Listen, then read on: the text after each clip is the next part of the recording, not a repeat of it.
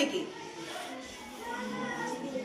সেউজ বিদ্যালয় মানে হৈছে এনেকুৱা বিদ্যালয় যিবিলাক বিদ্যালয়ে কিছুমান কথাত বিশেষভাৱে গুৰুত্ব দিয়ে বা কিছুমান কামত বিশেষভাৱে গুৰুত্ব দিয়ে। কেনেকুৱা কাম? বিশেষকে তোমাৰ তিনিটা কাম থাকে। এটা হৈছে যে পৰিৱেশ অনুকূল। অনুকূল মানে ভাল নে বেয়া? ভাল। যে পৰিৱেশৰ ভাল বিচাৰ কৰিব। ২ নম্বৰ হৈছে পৰিৱেশৰ প্ৰতি সংবেদনশীল। সংবেদনশীল মানে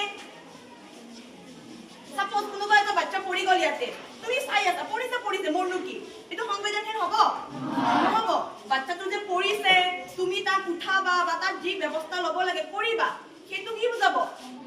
সংবেদনশীল। বাট আমি এতিয়া কাৰ প্ৰতি সংবেদনশীল হ'ব লাগিব?